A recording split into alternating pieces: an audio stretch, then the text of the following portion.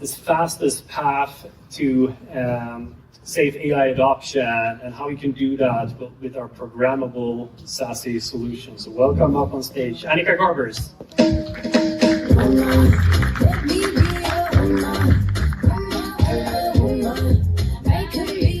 Hello everyone, my name is Annika. I'm so excited to be here with all of you today. And I'd love to start with a question. Let's put your hand up if you are already using AI for your daily workflows. On a daily basis, you're using AI to make yourself more productive. Almost everybody in the room. Okay, now keep your hands up if you believe that, maybe not you, you don't have to out yourself, but if you believe that some people in your company are probably using AI applications that they should not be. Also, everybody in the room. Okay, so statistically, you are correct about this. The vast majority of organizations are seeing adoption of AI way faster than IT teams or security teams have been able to keep up with it. 85% of organizations adopting them before that can happen. 75% of people saying, yep, I'm sending data I shouldn't be to AI applications. And that this is actually already resulting in serious security breaches. So 1 in 5 organizations saw some kind of security breach related to shadow AI use just last year. And these are having serious consequences. It's already showing up in the news, cases where people are uploading unapproved company data to public applications, and this is only happening more and at a higher speed. And every single customer that I talk to is concerned about this problem. Very few of them have a solution in place today to address it, and the problems that you were solving a week ago with securing the AI usage look different than they do now. And so in addition to speed of how fast all of this is changing, one of the things that we hear from customers is getting in their way is the complexity of their existing stack. When we talk to customers and whiteboard out the solution that they have in place today, what we end up with, in many cases, is a picture that looks a lot like this. They've put in place over time a series of solutions that were individually designed to solve particular problems in their corporate IT or security stack, right? I need to grant access for my users into corporate applications. So I'll put in a VPN or maybe a zero trust network access. I need to look at the amount of traffic that's going out to the public internet. So I'll introduce a secure web gateway, maybe traditionally as an appliance, maybe today now as a cloud solution. Some customers that I talk to are still managing both.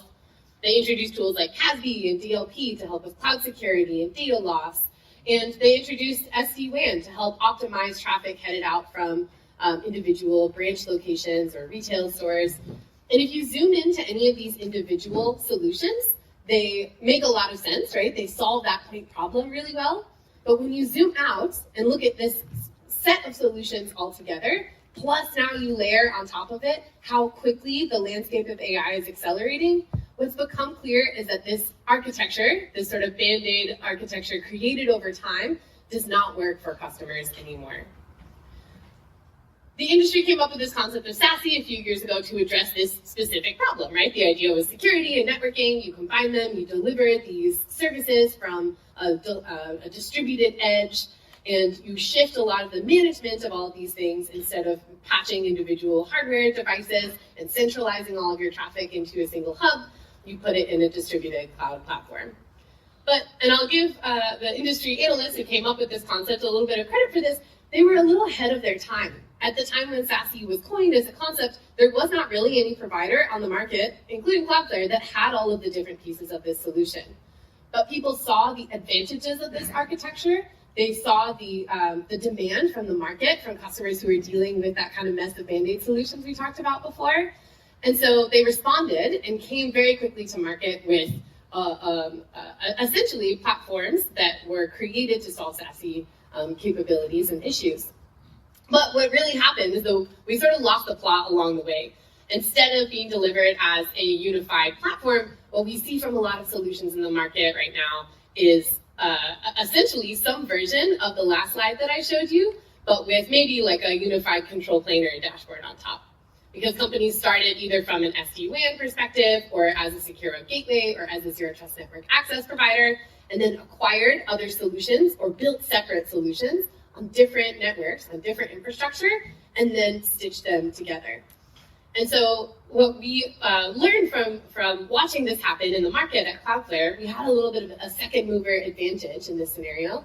is that we needed to architect this fundamentally differently. And funnily enough, this is sort of the original vision of SASE, is to have these key components as part of the architecture. Those components are the capabilities need to run everywhere. You heard already about our globally distributed network. Every single thing that we offer that you'll hear about throughout the rest of the day today runs on every single server around the world, including the full SASE platform. And that's incredibly important for user experience. It means that you have a consistent experience as a user regardless of where you are. Not true with platforms that maybe have different solutions for different parts of the portfolio, right? A separate SD-WAN from the Zero Trust network access, for instance. From a data plane perspective, it's also important that you have consistency regardless of how you are connecting to Cloudflare. So let's say for an end user, you install a client on a device. For a branch, you might use a lightweight appliance to connect it to our network. For a data center, you might use a direct connection. For a cloud provider, maybe you're connecting with their native transit gateway or the components. But regardless of how that traffic is getting to the closest Cloudflare location, what you need is a unified control plane for all of that data, and you need you need a unified policy set. So the security controls that are applied across that traffic, regardless of where they come from, look the same.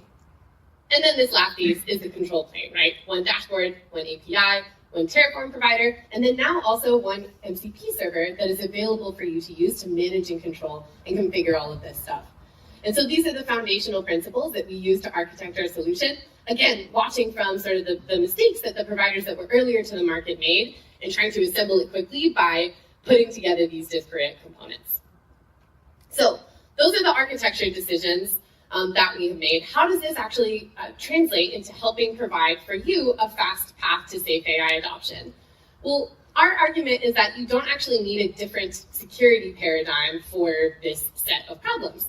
We're seeing right now, as tends to happen when there's a new technology that evolves, a whole new crop of security vendors that are out there that are addressing just specifically issues like shadow AI, MCP server proliferation. And you could try and solve those problems in the same way that we just saw sort of the Band-Aid slide with you solving all kinds of other specific point security problems, right? Introducing a new tool just for secure AI usage. Our argument is that that doesn't make sense, and what you should do instead is have a platform, a SASE platform, and then a set of security principles. We argue those should be Zero Trust principles that just extend to cover AI-specific use cases as well. And we think there's two classes of problems that are important to be solving right now in this space. One is safe AI adoption for your end users. How do you make it easier, safer, provide guardrails for all of you and all of your colleagues to continue using the tools that you want to every day to make yourself more productive, to be able to enable people who traditionally could not build on their own to do so now. And then this next piece is for agent traffic, right?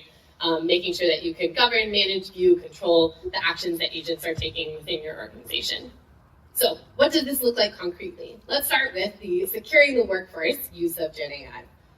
The first step here is just getting visibility. How many of you believe today that you have complete visibility into all of the AI applications that your users are using in your organization?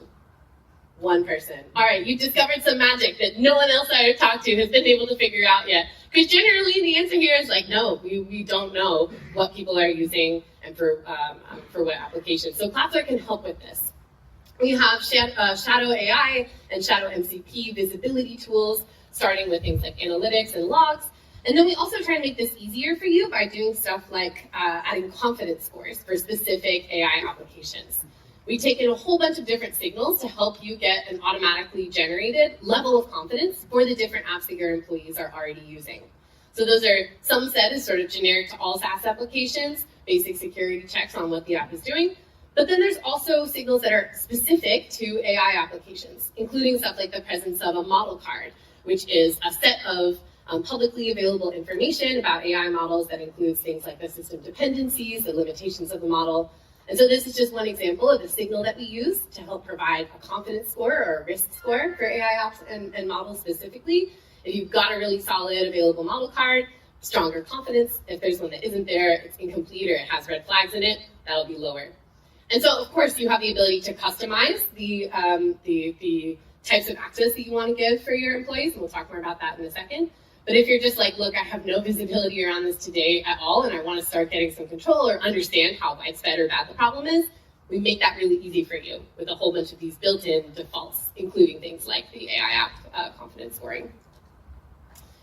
Okay, so once you have better visibility into what is going on in your organization with Shadow AI, you can start controlling access to these applications.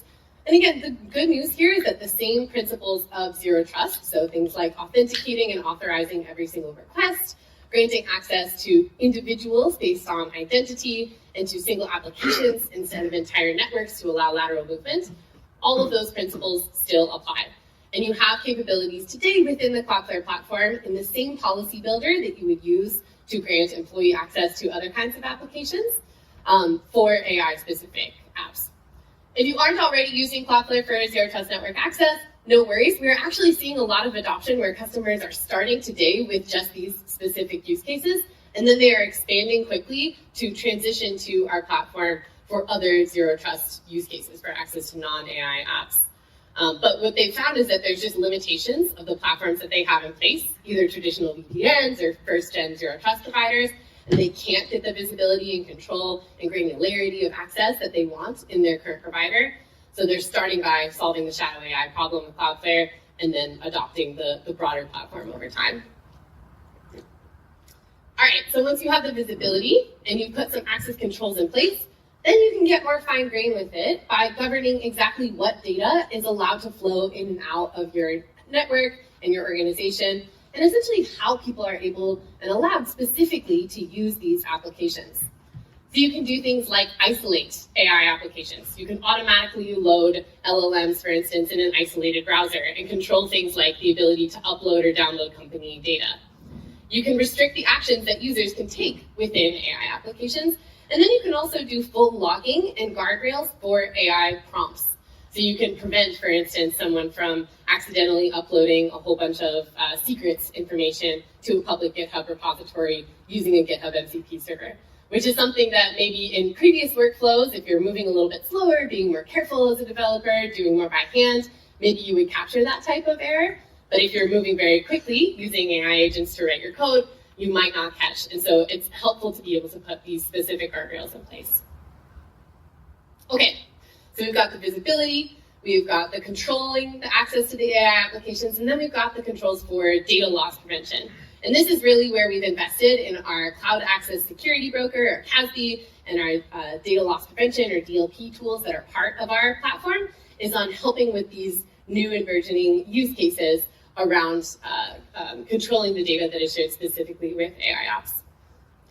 These same set of protections also apply to Model Context Protocol, or MCP, which has seen crazy fast adoption in the past year. For comparison, this is how long it took for HTTP to become industry standard. We've reached kind of consensus in the market, right, around 5 years.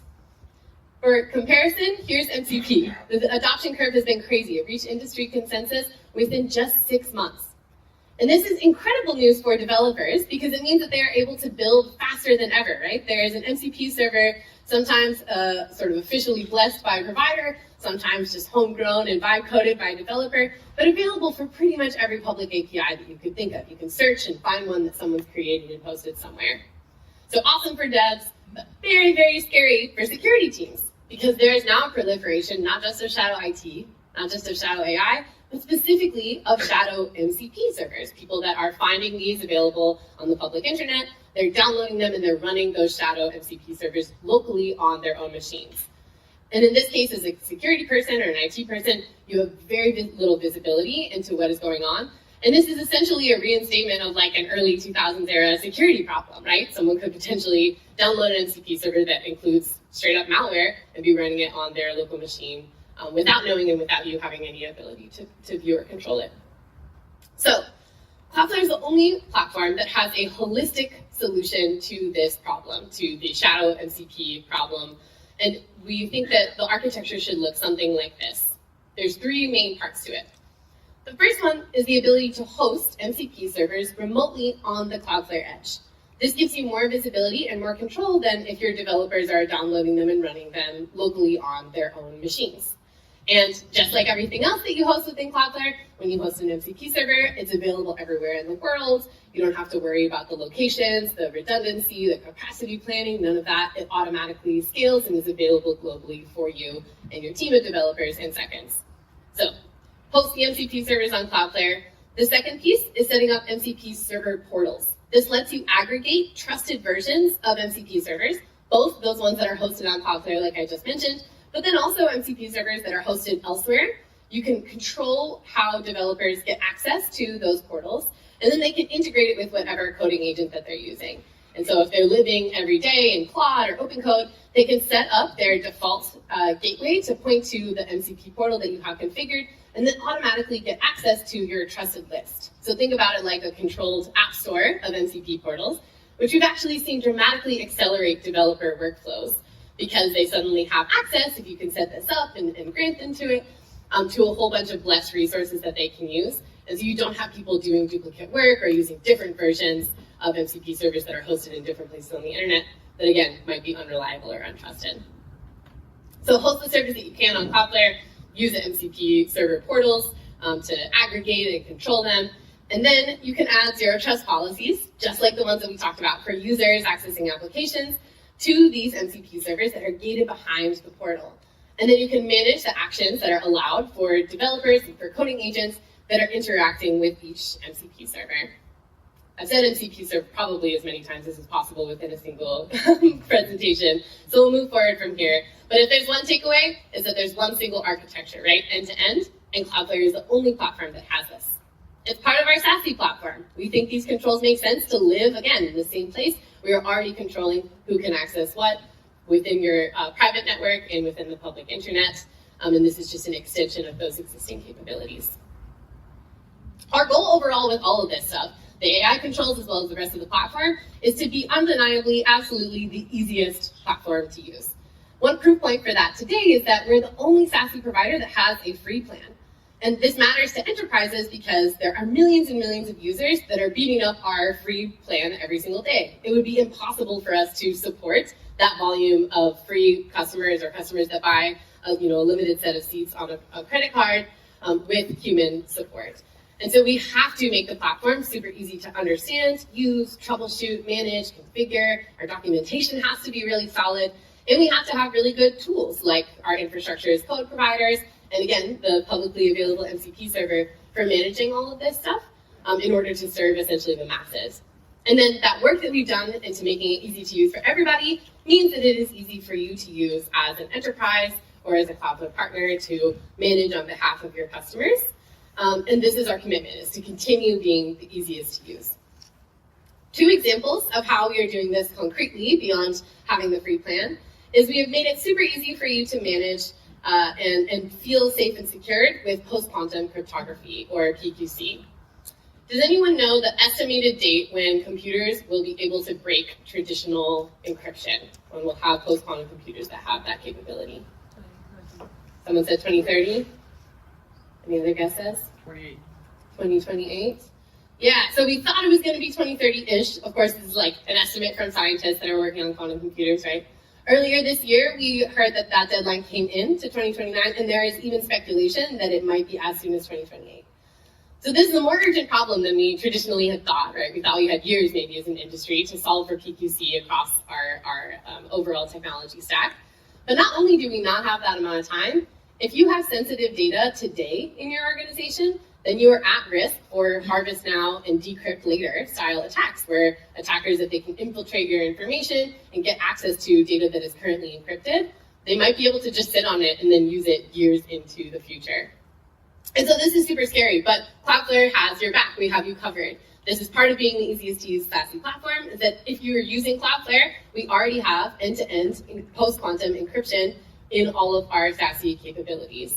We're the only provider that has this today, and we are also going to be the first provider with end-to-end post-quantum authentication. We have promised that that is going to be available as by the beginning of 2028, and ideally earlier in our platform as well.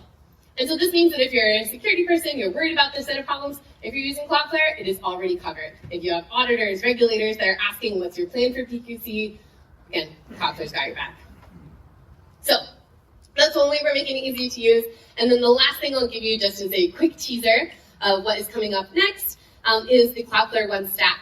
I mentioned we already have a publicly available MCP server that enables you to manage, deploy, troubleshoot, and configure anything that's available in the Cloudflare public API. And everything that we build is API first. So if you see a button or a toggle that exists in the dashboard, if you see some information that you can use with the click of a mouse, then you can also control that with API, and then now as well via MCP. So Cloudflare One Stack, which is coming out in the next couple of weeks, is a set of curated skill files and context that we're adding in addition to this MCP server to make it even easier for you to manage your Cloudflare One deployment with agents.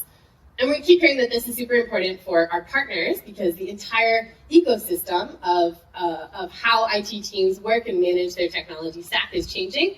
And so having blessed first-party primitives like this stack of skill files that we're making available to all of you is super critical in managing your day-to-day work and making your jobs all simpler.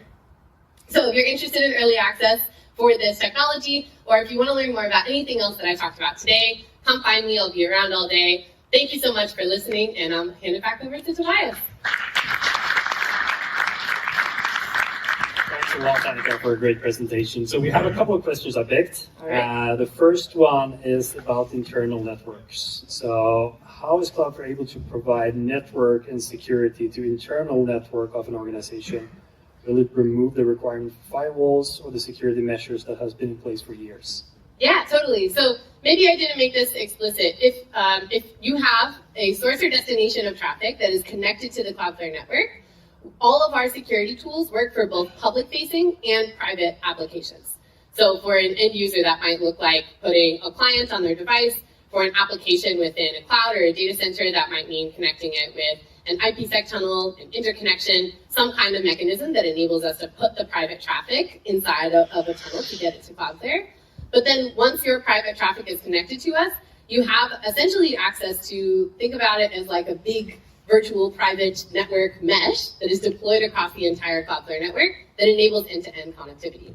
So every single day we are seeing customers replace traditional connectivity methods and security methods, so VPNs, MPLS circuits, SD-WAN appliances, firewalls, intrusion detection systems. They're dramatically and radically simplifying that stack and moving all of those security tools to the cloud. And again, works for public traffic and private traffic. And as the boundaries between those things continue to blur, Cloudflare is the only platform that has the coverage for both of those pieces, right? The private stuff in SASE and the public-facing apps in our application services. Perfect. Thanks a lot. Second question is around MCPs. Are you not adding an extra layer of latency time by introducing Cloudflare zones between MCP clients and MCP providers? What if Cloudflare infrastructure is down? Yeah, good question. So 2 parts. First, on latency, not that is measurable for the vast majority of use cases. Because, like everything else on our network, we have built our infrastructure to be super, super close to end users and applications, right? Just milliseconds away from the vast majority of the internet-connected population. And so if you host an MCP server on Cloudflare's network, instead of hosting it on like the developer's local machine, the experience from the developer perspective or from the coding agent's perspective looks virtually the same, right? Maybe it is a couple of extra milliseconds at most. But actually, in many cases, customers see that we're able to accelerate the traffic flow because once traffic is at our network, from there to its destination, we are able to optimize the traffic flow, right? We send it either over our global backbone, or we use signal from the 20% of the internet that runs through our network every day to choose the most optimal network paths. So if you just have a developer with an MCP server on a local machine, and then they're connecting to a remote application that they're developing with, then there is a potential for an improvement by sending the traffic through Cloudflare server. Compared to 100% local deployment, right? I've got my MCP server, I've got my app completely on my machine. Again, maybe an extra couple milliseconds latency, not enough to make a difference for the vast majority of developer use cases and huge security benefits. What if Cloudflare's network goes down? Totally valid question for any SaaS provider that you are working with, right? We have not had an incident that impacted the entire Cloudflare global network, knock on wood, in a very long time. But it is possible, right, with any service that you use, including anything that you develop internally, that there will be reliability and resiliency challenges and concerns. And so we have a whole bunch of publicly available best practice reference architecture for what business continuity plans can look like if you're putting critical infrastructure behind Cloudflare and want to make sure that you have backup services available, break glass procedures available, et cetera, so that if something were to happen, your team can keep working and their workflows are not disrupted. Perfect. Thanks a lot, Annika. Awesome, thank you.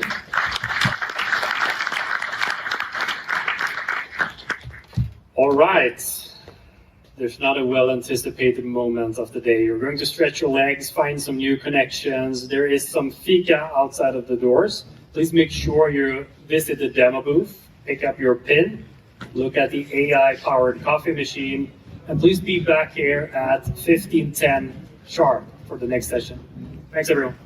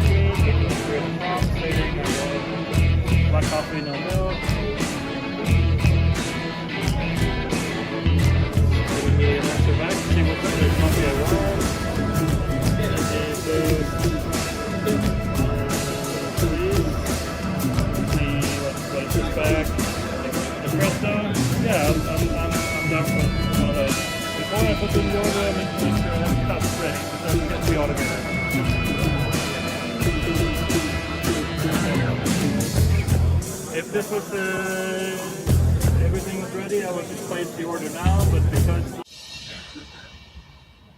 All right. How many in this room have been vibe coding at some point? That's quite a lot, right? So I'm very excited about the next session, and the reason is I'm going to tell you the story of how this session came about. A couple of months ago, my lovely colleague Valerie from marketing pinged me on the chat and said, Tobias, you know what I did? I vibe coded 2 web pages. And I was like, no way, you're not technical, you can't do that. Show me. And she showed me the pages. So 2 pages, one for Womenflare, which is the women organization within Cloudflare, another one for all the marketing events, and they were really nice looking. So you could see activity calendars, integration to contact forms, and even an OTP solution sitting in front to control access to the page. I was so impressed that someone with, sorry Valerie, but no technical knowledge from the beginning could do that in a couple of hours. So I said, why don't you just come up on stage and show how you did it? So we coupled Valerie together with Michael, who's our very talented solutions engineer, to build something on stage live. I mean, what could possibly go wrong with this session, right?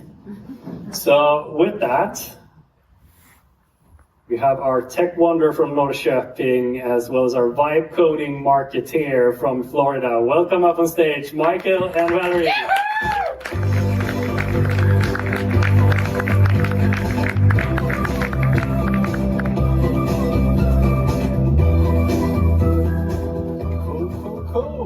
How's it going? Good. Are you alive? What's going on? How's it going? Yay! Hey, energy! Let's go! Nice. Okay, cool. Yeah, so just like Tobias mentioned, right? I was actually asked, hey, you want to come build something live on stage and try to, do a live demo? I said, you want me to use an undeterministic AI, do a live demo, and build something on stage? Are you sure about this? I said, yeah, of course. I said, yeah, come in. Of course we're going to try to do this, right? So me and Val, we've enlisted, or I enlisted the help of Val. Could we get the screen share going? Perfect, nice. To try and actually build something today, live on stage, right? Because when you start building and kind of, you've heard the messages around AI and kind of the challenges and what we could do to actually help you secure and facilitate and control and, keep all of this in control. And what we're going to try to attempt to do today is to actually visualize, contextualize this. What does it actually mean when someone's doing this? And all of this is live, all of this is AI, so who knows? Maybe I should have been sick today. I'm not sure. We'll see in a couple of minutes' time, right? But with me, I have Val, so go ahead and introduce yourself, Val. Hi, I'm Val. As Tobias said, I'm the marketing manager for Northern Europe. And yeah, I've been vibe coding and building some cool things for the team, but today it's live and I'm in Michael's hands, so wish me luck, and we'll see what happens. You'll be fine, you'll be fine. Just to make sure, so we're not fooling anyone, are you a developer? No. Have you ever developed? No. What's an array? No? What index does an array start at?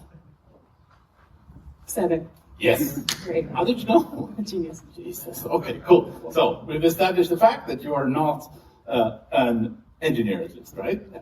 Cool. So, I mean, you all see this in your organizations nowadays, of course. I mean, this could be people, employees, vibe coding stuff. It could be agents trying to do things, take actions, create dashboards, whatever the case is, right? But essentially what's going on nowadays is that we have a lot of AI usage or AI adoption, essentially, right? And today we're going to use Val as a facilitator, as a demonstrator of, employee trying to do something and build something and actually becoming 3 times more productive. And I asked Val, what are we going to build? What do you need in your kind of daily life? So Val mentioned a task board to kind of track the team's tasks. So Val is actually going to try to build a task board live today. So that's the attempt at the app we're going to build. So would you go ahead and switch on over to the other app? This one? Yes. Do you know what this is, first and foremost? What are you seeing on screen? Instagram for developers. No. This is an IDE. Do you know what an IDE is? Cool. No, I don't. Perfect. This is what you would normally use to, code it, right? And build whatever you build. But nowadays, it's more of a chat prompt, right? And that's what I'm going to ask you to use here.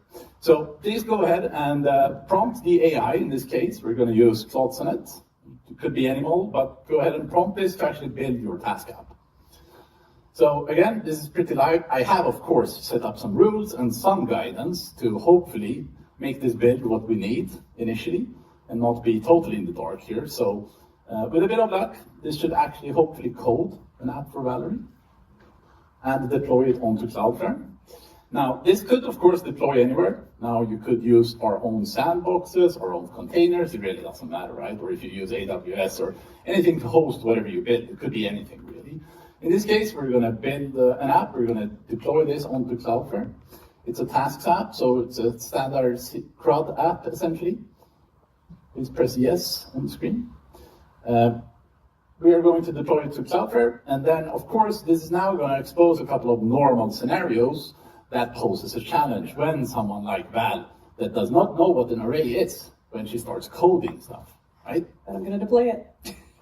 You'll be fine. Let's see. Cool.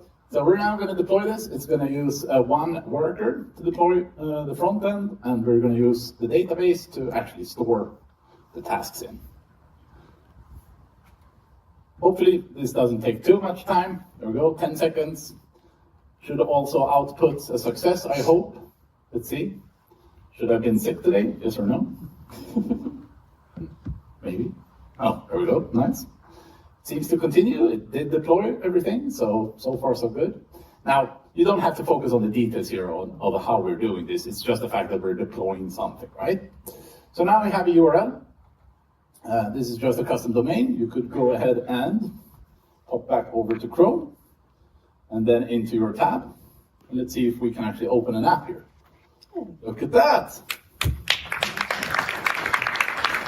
Val has built an app. Does it actually work though? Try to add a couple of tasks.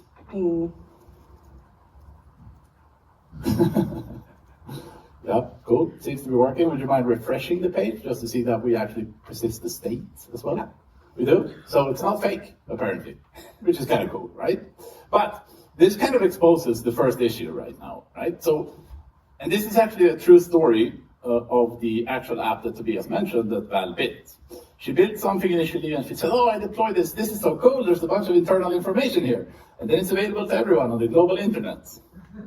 That's not very good, is it? So the first kind of risk that we're going to try to mitigate is, of course, that, and I'm a man, so I can't type and talk at the same time, so excuse me. Just have to pause while I type. The first risk we're going to try to mitigate is, of course, not exposing Valve's app on the public internet. So what I've done now is that in Cloudflare, in Zero Trust more specifically, and in Access, we have our corporate IDP tied into Cloudflare in and of itself. So we can quite easily now actually control, authentication and authorization to anything in the Cloudflare network, if you will. So what we've done now is hopefully to actually add a login prompt, right? So in this case, I'm using Entra ID because that's what was tied into my demo environment from before. Would you mind signing in? Let's see if this actually works. And you're totally allowed to attempt on your phone to access tasks.cfse.dev if you want to. You should hopefully also see the prompt. Might be two-factor authentication here, I'm not sure. Let's see. Nope. But you saw here, now we actually have authentication and we have some form of guardrails in front of Valerie's app, right? So what we've done essentially, right, is to, quite briefly, utilize Cloudflare Access. We just added a authentication in front of Valve's app, and this could be based and completely done automatically, of course, right? When your employees want to build and deploy and kind of control things, right? So we now get existing IDP integrations, and we get all of the audit logging and access logs for anything that Valve has built, right? So that's kind of the first challenge or the first risk that we saw here. Now, Valve is going to, unfortunately, and this again doesn't have to be Valerie. This could be your AI agent. It could be any rogue command, right? Because when you build using AI, you're most likely going to use an MCP. For those of you that does not know what an MCP is, it's just essentially giving a tool set to your AI tools so they can actually do stuff. So instead of just telling you how to screw a screw, it will actually screw the screw. Now the risk with all of this is, of course, that if it goes rogue or if the user doesn't really understand how to prompt the AI, it might start deleting stuff or do things it should not be allowed to. So if you go back to the app, right? In this case, we have the Cloudflare MCP installed, meaning our AI can actually control how D1 works, the database, right? Now, to make this blatantly obvious, I've asked Val to actually type delete all the contents. Now, in real life, that would not be the case. It would be like clear a cache or do something of the sorts, and all of a sudden your production database is gone. So let's see if this actually works. It's going to try to, first and foremost, find the database. We have to authenticate the MCP portal here. So let me just do that. There we go. Let me do this. So once the portal is authenticated, it's going to try to find the correct database. Oh my God, live demos, eh? Let me just restart this for 2 seconds.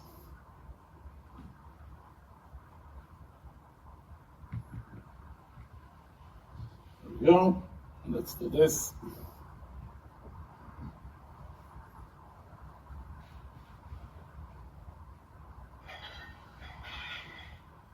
Let's resubmit the command. I'm sorry, Val, you're not allowed to type that again. Hopefully that should work now. We also have authentication on this MCP server, right?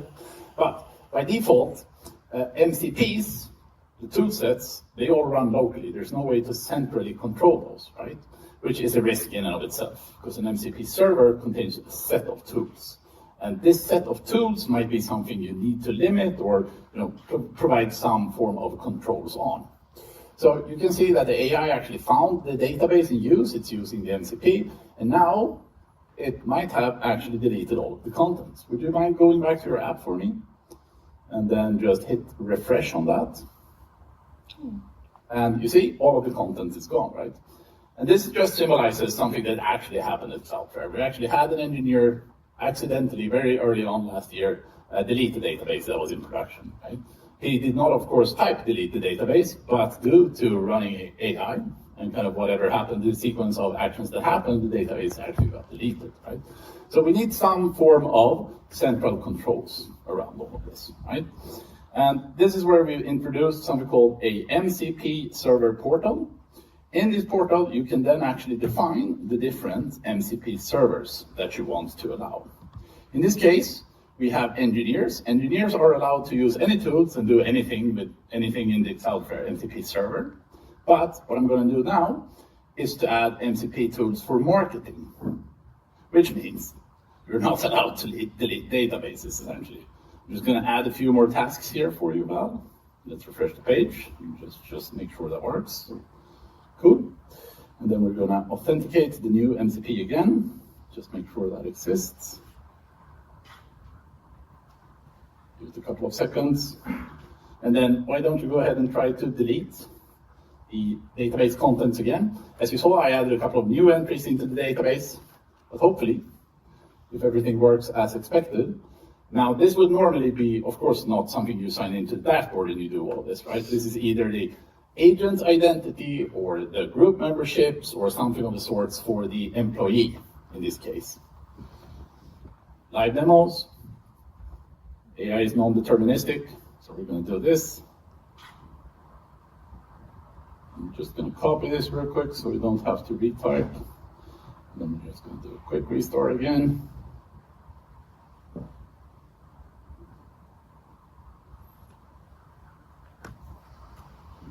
See if it authenticates this time around.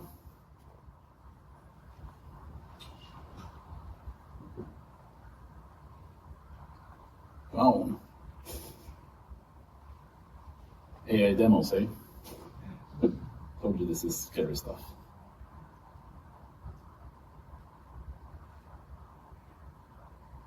Let's do this. Make sure we authorize again. This should normally, 9 out of 10 times, it does it automatically in Windsurf, but every now and then, also when you're on stage, it does not, of course. So let's see if this actually happens as it should now. Now it should actually be able to list all of the MCPs again. It should now try to run the same command again. And now if the agent or employee or whatever the case is not allowed to actually use this tool, you can see what happens, right? You've disabled this tool for use in the MCP server portal, so I cannot continue, right? So if you go back to your app, Val, just a couple of quick seconds, you should now see how we can then govern these AI agents or employees and the tool sets they have available, right? Without you having to build any new frameworks or rebuild things for different providers, right? So it gives you a centralized area of control, a single pane of glass, essentially, right? And you can see all of the tasks still remains in Val's app. So far so good, right? The AI did not delete the database the second time around. Essentially what happens, right, is that when you use an MCP in any AI, it's going to use the MCP server portal instead of the server MCP server directly. And then whatever identity and rule sets that applies dictates the tool calls that we can do on that. And we also get all of the logging, all of the details on whatever you ran, of course, right? So we can go into here, hopefully also see different logs of everything that Val ran, right? So you can see here. So you get full visibility of all of the usage of the tooling as well, right? So essentially, normally what happens, right? Agents can directly connect to toolings, but now they have to go through the single gateway, which gives you kind of a funneled source of control. Normally you have no audit and no authentication on MCP servers either. So now you get identity aware and fully logged when you use the MCP portal. All tools are exposed to the correct set of users. You can then build multiple server portals and have different groups, different agent types, be able to do different things in different MCPs, right? So destructive actions, as you saw, is kind of disabled by default in this case that we showed. So the MCP server portal gives you kind of control over the toolset that you actually provide the AI, right? So one of the next kind of big steps, if you think about AI in general, right? How do you actually provide guardrails and visibility into this in general, right? Let's say you have 9 different providers, right? You use OpenAI, there's a couple of Anthropic, Gemini, and so on, right? If you want visibility, controls, you want guardrails, and so on for all of these providers, it's really hard to do in a unified manner right now. Right? You're going to have to build bespoke systems or buy bespoke systems for each provider, right? So again, on the centralized kind of control area, if you will, we have something called an AI gateway. An AI gateway is exactly what you can kind of figure it is, or what it sounds like, to be honest, right? Because you have a gateway, it's a centralized gateway, so it becomes a funnel for all of your AI requests and responses, right? Every AI call to an AI and response from an AI is going to go through the AI gateway, just like a network gateway, if you will, but put AI in front of it. Now, that gives you quite a lot of controls. So you can see in here we have logs, because now that we have a single funnel for all of the AI prompts, you can see in here as an example, you can see that the response was actually blocked due to security config. And that's because when you start funneling everything through one central control, you can now start doing things like having hazard categories and decide what you want to do, flag them, prompt them, it doesn't matter, on both prompts and responses as well, right? And you can build your own DLP policies as well. We've heard everyone before us talk quite a bit about, controlling employees' usage of generative AI and so on. So you can now actually prevent anyone, whether it be your employees or an AI agent, whatever it is, to actually, try to submit PII to some system or source code into ChatGPT or whatever the case is, right? So it gives you a centralized source of control. Now, what also happens is, of course, that you now get analytics, because since you can have multiple providers in the AI gateway, you add your API keys to each of the provider in the AI gateway, you no longer have to distribute keys or, manage keys for every provider for every user. And because you can do that, you then also get all of the analytics, right? So if you have multiple providers, you now no longer have to provide all these keys to all of the users, all of the agents, whatever the case is. And you also get all of the logging and analytics in the AI gateway. So you can now see what the cost was for a specific set of models or specific providers and so on, right? It's all correlated in one menu, one centralized single pane of glass again. So cost and visibility is one of those hard challenges nowadays if you have multiple providers as well. There's quite a lot of good additional features in here, such as caching, requests, responses, and so on. So there's also a chance to save a fair buck when you use the AI gateway and all of its features as well, when you funnel all of the prompts through this one. So essentially what you get is pretty much one gateway for all AI providers, right? So you can route, cache, monitor, protect, essentially every AI call. It really doesn't matter where this is coming from if you don't want it to, of course. Right? So if we zoom out and think about what we did here for a bit, these are just essentially just 3 examples, right? We only covered 3 blind spots. There's a million of these kind of blind spots when you think about AI and how you use AI today, right? All the way from private agent networking, how do we make sure some specific agent can access some internal resources, another can't, but some employees should, and so on, right? How do you automate this? And how do you scale this, right? It's a really hard problem. Would you mind being my clicker once? Go to the next slide, please. Just press next button on the thank you. Also nice. Right? Because what we think is that the future is probably going to look something like this, right? It's not a really one-to-one ratio. There's going to be a one-to-many relationship here, right? Where Valerie is probably going to have a couple of content writer agents, some analytics agents. There's going to be a bunch of people, agents, doing things for her, right? And the big question is, how would you secure and dynamically, at scale, kind of, secure all of this across every department, right? It becomes a really hard challenge, right? And right now, I believe that Cloudflare is pretty much the only platform where you can kind of cover the entire AI lifecycle, if you will, right? All the way from identity to inference, essentially on the edge in our case. Would you mind? Thank you. So, would you mind clicking it again, right? So if you think of this, right? What we think, or what we believe, is that you kind of have to build an abstraction layer, right? So really, because if you only have one provider, this is probably not such a hard challenge, but no one is only going to have one provider, right? Because some model is the best today, another one's going to be the best tomorrow, and in 3 weeks there's going to be something different, right? Which kind of means you have to lift up the entire abstraction layer of control and separate that from the different providers. Would you mind clicking a couple of times forward? right? So when it comes to authentication, identity, policy, authorization, guardrails, all of those things that I showed you, you kind of have to differentiate that from all the different providers and the things that you're building, right?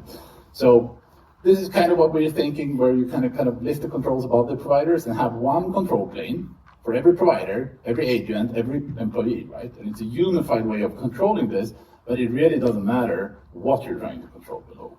That makes sense. Would you mind taking forward one more time? So this is kind of at its core what we're doing with our services as well, right? If you think about our network and how Cloudflare is kind of an overlay to things or a wrapper of things, right?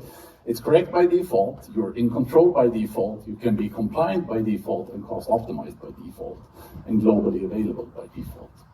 Now, these three use cases that we showed today, these are just three, right? There's a million things you need to control, and this also kind of depends on how you build. But if you want to, would you mind opening up the AI engineering stack tab? This is a blog we built on, or that we created on how we do this internally, because most of these are actually outcomes of problems we've had internally, right? How do we actually solve this? How do we make myself, that builds stuff left, right, and center, and it's all risky, and I leak things to everyone and their grandmother, which I should not, but I do, because I like speed, I like shipping. So this is kind of, articulating how we solve this. So this is, I highly recommend this read. And also to showcase that you can actually build things securely. Valerie, would you go ahead and talk a bit about the WomenFlare app that you've built? Yeah. So as Tobias said, I actually got the hang of using the developer platform. So I built this community page for WomenFlare, the organization that I'm a part of here at Cloudflare. And it's I don't have to worry about what an array is, and it just works out. It's really great. So this is just one of the tools that one of the pages I was able to build. It's very fun. Very cool. For sure. Yeah. And this kind of talks about the core problem we're solving, right? People needing to solve challenges at its core that they could not solve before. And now, all of a sudden, IT gets a new set of challenges of things they have to consider and kind of think about, all the way from cost to control to, you name it. Thank you. You read my mind. That was all for now. This was just 3 use cases. The live demo went fairly well, I would say. So kind of proud. It was actually okay. But hopefully this gives you a couple of ideas of what you could do and kind of how it works. But come find us afterwards for any questions. If you want to, see what we're doing or break this down into smaller details. Cool. Thanks. Thank you.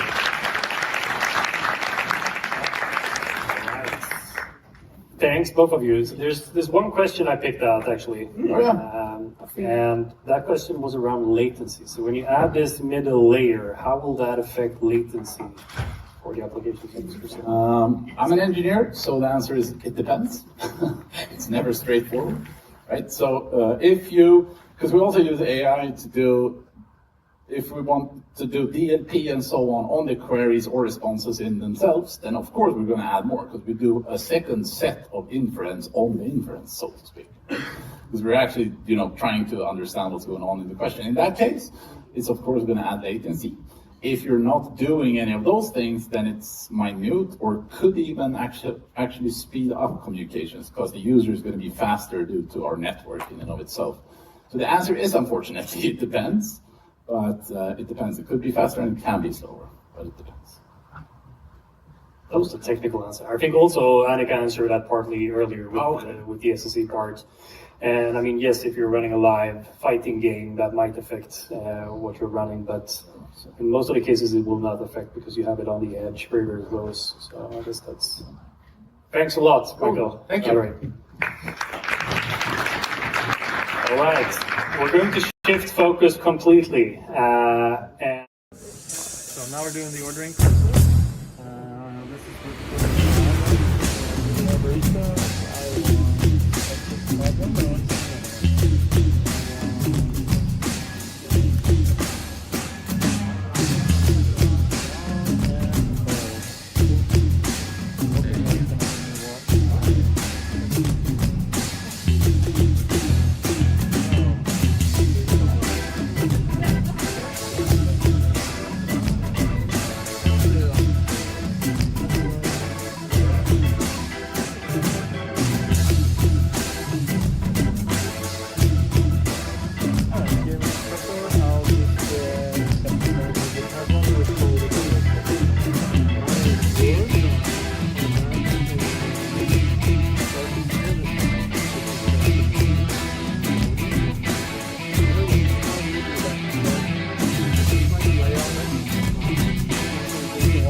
process of what's happening in the background.